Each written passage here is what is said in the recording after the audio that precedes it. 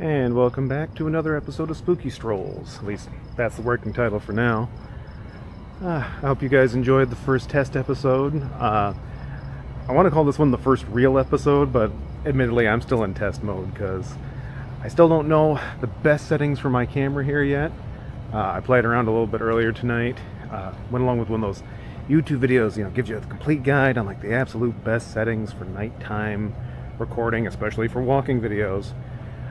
I followed the guy's settings to the T. Infinitely darker, almost impossible to see. Complete waste of time. So we're fiddling with like one or two settings at a time. Now, it's going to make things a lot easier. But you'll find, so it is July, I think it's after midnight, right? Yeah, so it's July 14th now. We're in Charlotte tonight, downtown Michigan. And yes, that's downtown Charlotte, Michigan, not downtown Michigan. Though God knows there probably is a town with that dumb a name. And as usual, we'll be talking about some recent horror movie viewing of mine. And as part of the continued experiments, actually, I think I will talk about a non-horror picture, but it's got enough creatures and monsters and stuff.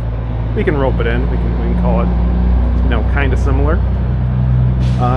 So not this most recent weekend, but the weekend before, the 4th, was yours truly's birthday. I was at the truck pass.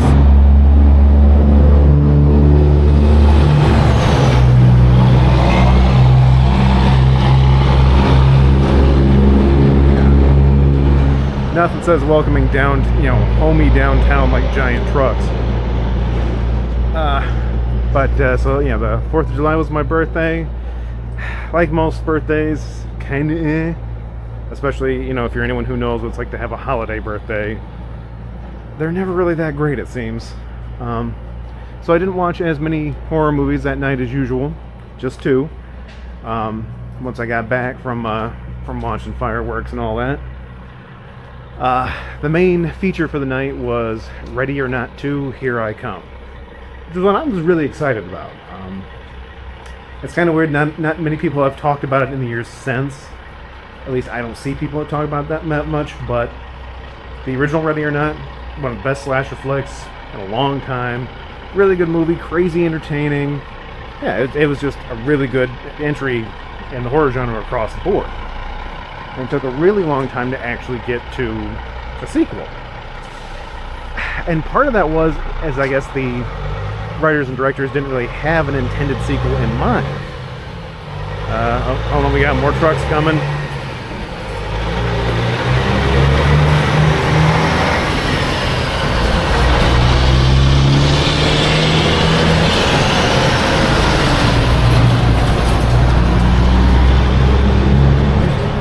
Good Lord. But as I was saying, so they didn't have an intended sequel in mind. What they ended up creating, they apparently had an idea for just sort of a horror movie about estranged sisters that have to team up against something. Naturally, the studio wanted a sequel to Ready or Not because it was a big hit, so the two things kind of got mushed together. And unfortunately, you can kind of tell, because Ready or Not 2 falls into that interesting trap. Because, with horror sequel, which, tons of horror movies get sequels, and, you get great ones, you get terrible ones, but it's almost the worst if you're in that camp of just, it was good. And that's kind of where this one falls. It's good, it's not as good as the original, but, since it's not a great sequel, nor is it an egregiously bad sequel, it's just kind of like, oh, that was alright. And a lot of it comes down, strangely enough, to execution. Because, much like with the original, cast is really good. You got Samara Weaving back. She's the same character as the first film. Catherine Newton is her sister who joins in. Which, she's been great for the horror genre as a whole. She's been basically a scream queen since she was she 12 or 13 when she popped up in Paranormal Activity 4? Yeah. So, she's been in tons of great ones. Except for Lisa Frankenstein. Anybody who talks about how great that movie is, we need to have a sit down. But yeah, by and large, great cast. Tons of other people in this one. Elijah Wood's in there. Kevin Durand's in there. Sarah Michelle Gellar. Just on and on. So excellent cast. People do a really good job. Though most of them are just kind of extended cameos at best. Like, there's only a few characters that really get to have like full characters.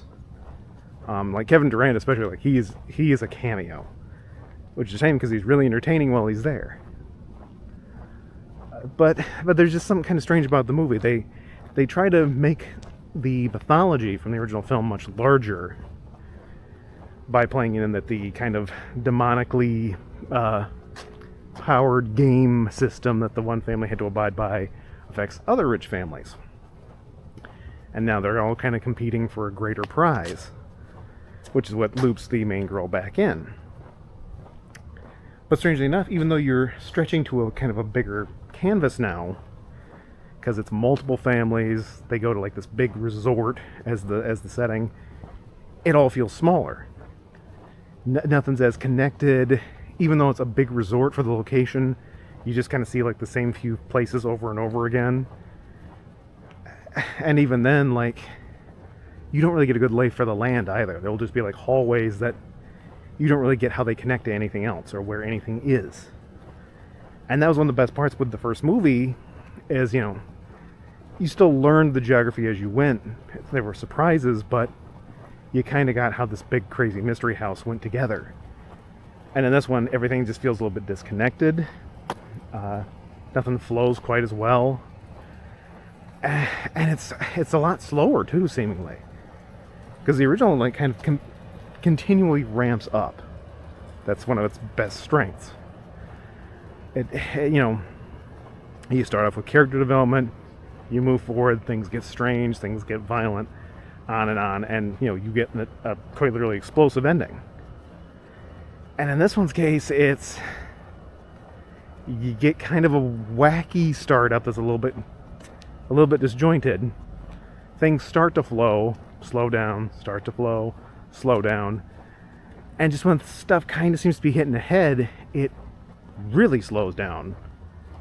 And then the ending is all right, but it's basically a kind of a repeat of some of the same tricks as the last movie, which, you know, you could say is a pretty common complaint for horror movies, but it just seems kind of extra in this one. Like they're playing up some of the same effects as like, hey, isn't that entertaining and funny? Like, yeah, it was 6 years ago when the first movie came out.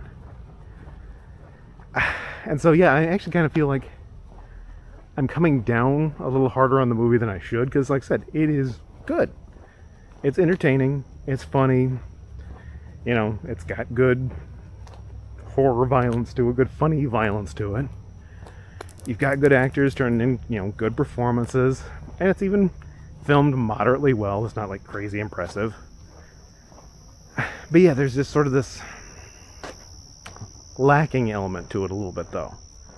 You know, it isn't done as well. It's not as funny, it's not as exciting, it's not as well paced. Obviously, it's not as original, because it can be. Yeah. And so it ends up being kind of a lackluster sequel, but not a bad one, just that okay one. And it doesn't really have that same advantage as something like, you know, when you have a larger franchise like Godzilla or Friday the 13th or something like that. There might be one that you don't think the most of, but you'll go back to it because, you know, hey, I've burned through my favorites plenty of times. I can mix it up a little. You know, I can watch Friday the 13th Part 7 because I've watched 4 and 6 so many times already. But with this, like, there's just the 2 movies in the series. I mean, I don't know how often you're going to burn, you know, how quickly you're going to burn through your love of the first movie to then need that kind of backup. So like I said, it makes me feel bad because it's a good movie, it's a good effort, and it's entertaining. It's just not that amazing. It just kind of happens. It's okay. And then it passes. What is that? Interesting. I don't know if you guys can see that we got some sort of weird security light blinking down there. And maybe we'll head down that way. Not tonight. We'll save that one for another night. But so yeah, even the amount of stuff I want to say, yeah, there's not a ton to say about the movie. It's It's a completely serviceable, kind of entertaining, okay-ish sequel. Yeah, that happened. And it's really interesting. Okay, this seems to be a night for everybody leaving their lights on, because usually the courthouse is not lit all the way up like this. Makes it fun photography, though. But yeah, so that was my first horror movie for the night, for my birthday. And like I said, it was good. But yeah, it's just all right. So even for me, like as a collector, I'll add it to my collection eventually. But it'll be, you know, Black Friday sale, something like that. That's it. I'm in no rush. And then after that, I really had no idea what I was in the mood for after that, because I'd, I'd had a long day, it's 4th of July, I'd been out of town, visiting friends, stuff like that. So, I went for a little walk. I just kind of figured, like, no, I need to go with something just completely wacky, something completely different. And so I sat down and turned on a movie called Santet, which is from I'm not sure if it's the 70s or 80s. I think it's from the 70s. Indonesian film starring Susanna. I think she's Susanna. She's like the Indonesian scream queen, who admittedly, even with my experience in the genre, I did not know of her until like about a year or two ago. Which back then I didn't even have any of her movies. Now, thanks to box sets and stuff, I have like 8. And I've only watched 2, I think, so I'm gonna get more than my fill of her kind of movies for a while. But Santet it's a wacky one. I mean, I was looking for wacky and I got it. I didn't necessarily get good, though. The storyline involves, I cannot remember the character's name, but the casting for it, I mean, it's all, Indonesian actors, and I couldn't figure out which character was which exactly, because a lot of times with foreign films they're not chronicled the best, or the spelling of the name on like IMDb isn't the same as what you got in the subtitles. You get things like that. But a lot of it revolves around the villain of the piece, who was like a local bar owner / pimp / everything else. He wants to be like the village chieftain, a little bit of everything. And the guy that they cast to play him, I thought that initially that it must have been makeup. Because, they're aiming for like the fat, disgusting, repulsive guy. And he's so much in that I'm like, okay, this has to be makeup. But no, he's just like, it seems cruel, but like, yeah, they actually found a dude, he's got like the big, swollen, bubbly, like drunkard nose, bad skin, immensely heavy, constant state of sweatiness. Yeah, he's just right gross across the board. And, he's a lusty man, as it were. And he starts to blame some of his problems on the, like, local shaman. Starts accusing the local shaman of committing acts of black magic, Santet. Leads a whole, like, violence gang, a lynch mob against the dude, sets him on fire, and then tries to seduce shaman's wife. She ain't having it. She escapes. And she ends up meeting this swamp witch who's most of the time is a crocodile woman. So, that's fun. Nothing to complain about there. And said crocodile woman kind of like enthralls the shaman's wife to help, to get revenge on all these guys with various acts of black magic and evil across the board. And it just kind of floats around in that space for a little while. She goes out and does evil things. Gross evil dude reacts in some form or fashion. Back and forth and back and forth. The police are completely useless. And then we start to introduce a hero character who is... He's the village chieftain's son. Like the original village chieftain, like I said, the gross guy is trying to take that role as well. But the village chieftain's son is this just generically handsome boob. He has nothing to offer in ways of charisma. And he ends up apparently having super magical powers just based on his pure Muslim faith. Which, you know, hey, cool on you. I'd be more religious if I knew I could, like, laser slap witches to death. That would help. But the odd thing with him is he also ends up kind of lusting / loving over the shaman's wife, which that is Suzanne. And there's this amazing part. The best part / worst part in the movie is when he has, like, his romantic dream about her. And in said romantic dream, he is in some kind of budget tinfoil Power Ranger costume almost. Like, he's wearing, like, a pink man skirt, tinfoil armor, has a bow and arrow, and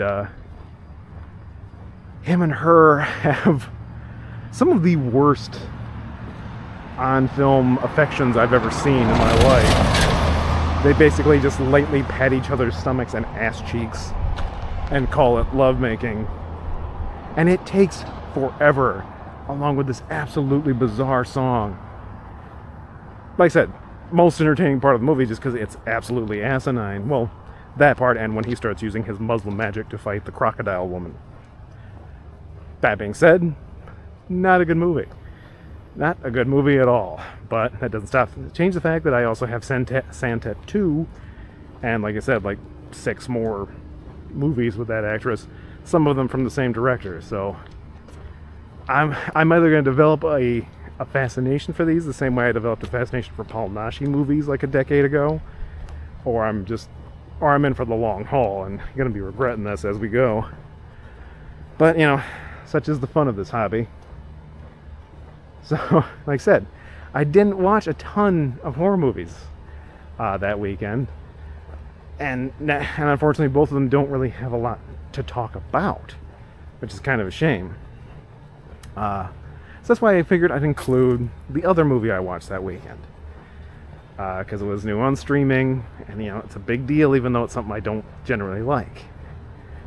And that was Avatar 3, Fire and Ash. I know the 3 isn't actually in the title, but I think that's kind of important to note that it's the third movie, though, because it means that series has essentially had almost 10 hours of runtime and has still barely made a point. That's kind of important to note.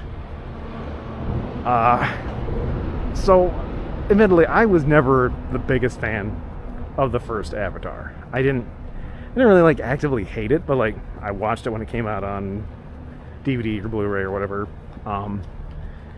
and I just kind of miffed at it. To this day, I still don't quite understand how it became as successful as it did. Because I remember when Titanic became, like, the most successful movie ever. You know, I remember when Avengers Endgame became the most successful movie ever. In both those cases, yeah, they were big. They felt big. Everyone you knew had seen them. Everyone you knew had an opinion about them.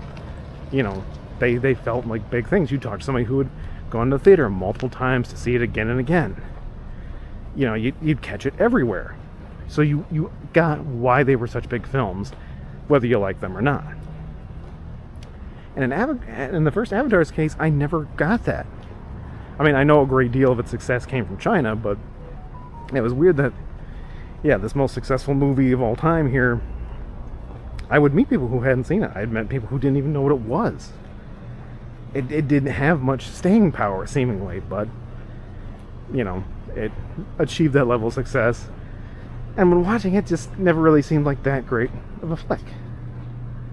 But what are you going to do? But, you know, it passed, and it took an eternity before they got to any sequels. Once they did, the second one, you know, I didn't watch that in theaters either. I waited for it on streaming. And admittedly, I think the second one is probably a better movie. Probably. This is hard to say because, like I said, I haven't watched the original since, you know, 2010 or something like that. But the original, or the sequel, I still also didn't like. It's way too long. It's corny. Some of the characters are horrible.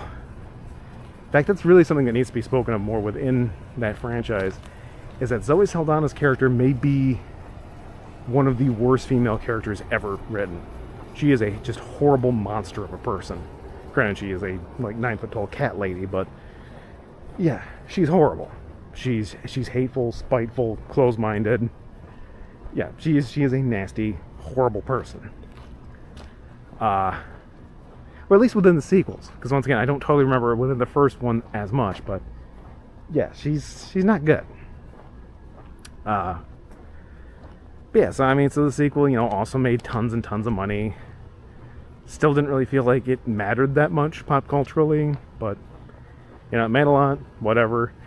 And I kind of have a little bit better relationship with it, not only because I thought it might have been a better movie, but when I was managing a Comfort Inn, they started playing it on like FX and stuff like that. Sometimes you just turn that on as like the lobby movie because it's kind of like the world's greatest screensaver. But so we get to the third entry here. It's like, all right, let's settle in and watch this thing. And I won't deny, it took 2 viewing sessions to finish it. Because we watched, I think, the first hour and 40 odd minutes the first night. And we were bushed. We were just beat. Could not take any more. And part of that has to do with, the storyline of the movie is bizarre. I had heard repeatedly, with reviews and things like that, there would be a bunch of people who would talk about how it ended up sort of seeming like a strange remake, almost, of the second movie, even though it's just, coming out a year after the fact. Or was it 2 years after the fact? Was it 2? Oh my god, I think it was 2. And initially watching the movie, I wasn't quite getting that. Because, all right, we're getting introduced to, there's new tribes, we're getting to meet, the air people and the fire people and all that sort of stuff. But yeah, it actually ends up, the last 50 minutes of the movie is basically the last 50 minutes of the second movie again.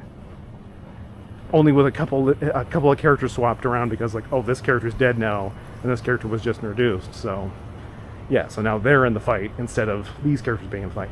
It's the same damn fight again, though. It's the same mission, it's the same threat. And this is after they spend a whole movie trying to build up a new threat. Because for anyone who's not subjected themselves to the films, so the original, evil humans go to planet Pandora so they could steal all the unobtainium. Which by the second one, nobody gives a shit about unobtainium anymore. In the second one, all the evil humans go back to Pandora to get whale juice, basically. There's these hyper-intelligent whales on the planet, and they produce some sort of goo that's like a super toxin, or not a super toxin, like a tonic that keeps you young and healthy and yada yada yada. And even though humans have the technological abilities to clone alien species, insert their brains into them, travel across the galaxy, yada yada yada, we somehow can't clone this whale goo. We can't just steal some whale samples, make a few of them, and just milk our own. Because that would destroy the message of the movie, because the movie has to be about how awful humans are and how they're going to destroy all of nature. Okay, so in the third movie, seemingly the thing that the humans are going to be after now, they're still after the whale juice, but they have it where the one character, well, 2 of the younger characters, the one human that lives with the Na'vi, his name's Spider, kind of looks like Chaka from Land of the Lost. He still can't breathe the planet's air because he's human, so he's always living with these respirator masks and stuff. And it's causing problems because they're running out of their supply of them. So his, adopted alien family wants to take him back to live with humans because, he's gonna die one of these days. But his lady friend, the magical alien cat girl, teenage cat girl played by Sigourney Weaver, which I still just find fascinating. We have a prominent movie series where, what is she, in her 70s? Sigourney Weaver plays a teenage girl. Yeah, in this one she finds a way to use her mystical abilities to give that kid spores so that he can now breathe their air. Neat. It's a good trick. And so seemingly kind of the threat now that keeps coming up is that, well, oh, the humans are going to want... They keep saying they're going to want him. They're like, oh no, they're going to want the boy so that they can figure out how he can breathe the air, give that to every human so that then they can just come here and not have to worry about the whole air problem. Okay. I mean, I get that the humans don't know how he got that, so they're not immediately going to go after the magic teenage girl. But you'd think she would be more the thing that they'd want to exploit, which thematically would make a little bit more sense, too. So that's seemingly going to be it. Like, this is such a thing. Yeah, the kid does get kidnapped repeatedly. Our main heroes consider murdering him because, you know, we can't have the humans getting the ability to breathe and then just being able to invade willy-nilly as they may please. So it seems like that's going to be the new natural resource that's in danger. But that all just kind of goes out the window and everybody just ends up fighting over whales again. Because why not? And it's just kind of baffling. And a lot of the movie is like that. They introduce this fire clan that isn't religious, they're murderous, they love weaponry and destruction and all that. You know, new bad guys. And they kind of fade into the background because they end up just being led around by the bad guy of the previous two movies. And they're so ineffectual that by the end, the main evil lady she just runs away. Like, she runs away like Skeletor in an episode of He-Man. It's truly bizarre. So it's just kind of baffling to watch because the movie just keeps going, and, you know, much like its previous ones, technologically, yeah, it's astounding. It's incredibly well made. You couldn't ever argue against that. It's, you know, best of the best for special effects. It does have great cinematography, you know, some crazy world building. Like, even though I don't like the world that the movies take place in, you know, yeah, it's fleshed out, it's unique, you know, it's bizarre, and it's very colorful. Like I said, you know, you turn it on with like the sound off, it's a great screensaver. But the storyline is just dog shit awful. You just watch these characters who are absolute emotional cripples, and this is coming from somebody who is an emotional cripple. Any setback in their lives, they're gonna break up a family, leave the continent, blow their head off, and that's not a joke. One of them, like, there is an attempted suicide scene after one disagreement, and it's a fairly light disagreement. Like I've had cashiers treat me more rudely than what this person dealt with. And so you're just watching these people overreact and just throw fits about everything in a storyline that just keeps losing its way. Even the narration. I guess I had forgotten that the previous movies, or at least the previous movie, had narration by Sam Worthington's, you know, main character. But in this one, it is one of their sons that does the narration. So, okay, one would kind of go along the flow then of like, all right, if he's the one delivering the narration, kind of his quest or his perspective is sort of the main one for this film. And for portions of it is. Until once again, like that last hour, he just kind of fades into the background. He's still narrating the movie, but he's no longer the focus, he's no longer the point. It really doesn't make any sense. He just kind of gets forgotten for, once again, Spider and teenage Sigourney Weaver, who go like full Final Fantasy at one point and like link up their alien hair tentacles so they can go talk to God. I'm not kidding on that point once again. Yeah, so it's baffling. You watch this movie that is like people at the top of their game for craft and using a budget that's probably enough to run a small country. But what they're doing is just junk. It's characters that aren't compelling, that aren't rational, that aren't... Or not even really not being rational doesn't even matter. They're not compelling, they're not functional. Their choices are often egregious or stupid. Their reactions are bunko. And one thing that does hurt the movie as well is that it actually does start to become a bit more video game-like than the others. due to there's a few scenes now where they have like characters almost directly acting to the camera. So it's kind of like a bad like Far Cry scene on occasion where, hey, here's the part where the villain gives you the spooky speech right to your face. And it's just gobbledygook. It's nonsense. And at the end of the movie, almost all the villains most of them don't die. They just run away. One of them might die, but I think they're in the cast list for the proposed fourth movie, so who's to say otherwise? And yes, these Halloween decorations are out here all year long, which I ain't gonna argue with. I'd keep some out myself all year if I could. But yeah, it ends with like this weird like unity message, but it's only unity for certain people. Like you have to be good enough for unity. It makes no sense. It still made ludicrous quantities of money yet again, because why not? Though I love the fact that the internet likes to freak out that like, oh, well, did it make enough? You know, it only made $1.5 billion, not $2 billion. What a failure. Like how many movie trilogies exist that have made collective, I think the movies, just the trilogy, I think, just from the box office has made over $5 billion. Which is to say nothing of home media sales, toys, party hats, what have you. You know, it's like, yeah, the thing is a ludicrous money-making engine somehow. But it's not good. It was, because I can easily say, having seen them, it is the worst of the three. Because it has the least point, takes the most time, it has the least to offer. It just simply isn't good.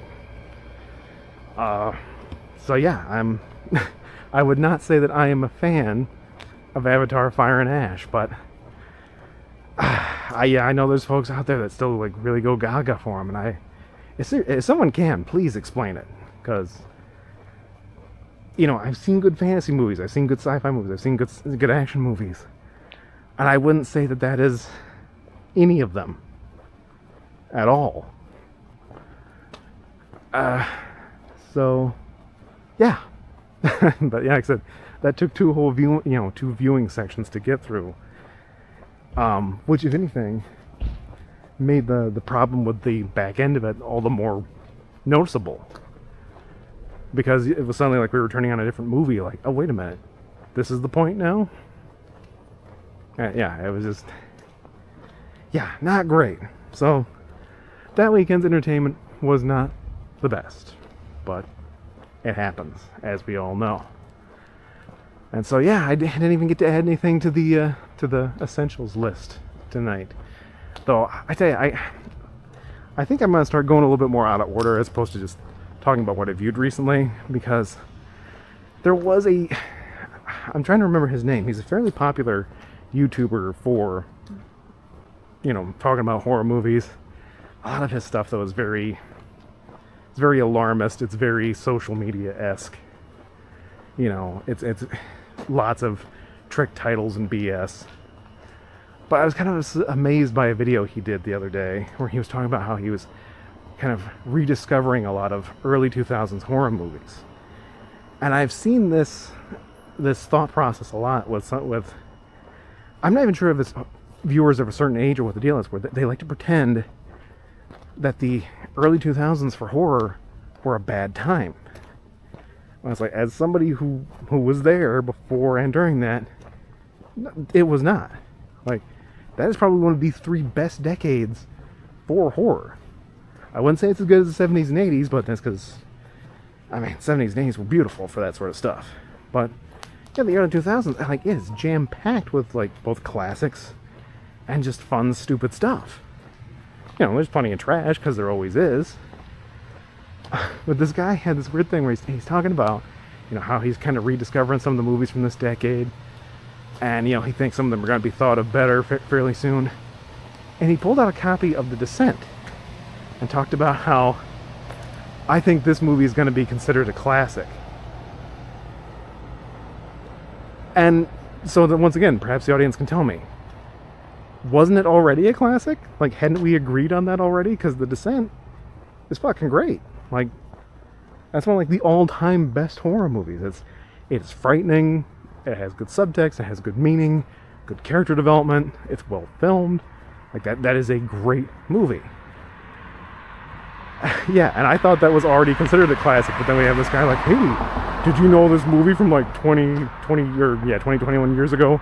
This is going to be a classic one of these days. Like, yeah, dude, we already established that. We already knew that, but I don't know. So that's another one. I'm going to be interested to get into that conversation with viewers as we go. Like, did you guys remember that like the 2000s had really good horror movies? Because they do. I mean, and we're going to cover some of them definitely. So I think I may have to kind of stretch that a little bit to kind of include an essential like every 2 or 3 weeks on purpose, just to make sure we get them in there. But I think that's all for tonight. I hope you guys enjoyed the walk. Hopefully the new settings worked out a little bit better. If not, we'll fiddle around, try some new ones next time. But yeah, I hope you guys enjoyed. Share in the comments your thoughts, feelings, you know, all the poke on the button crap. But you have a good night. Thanks.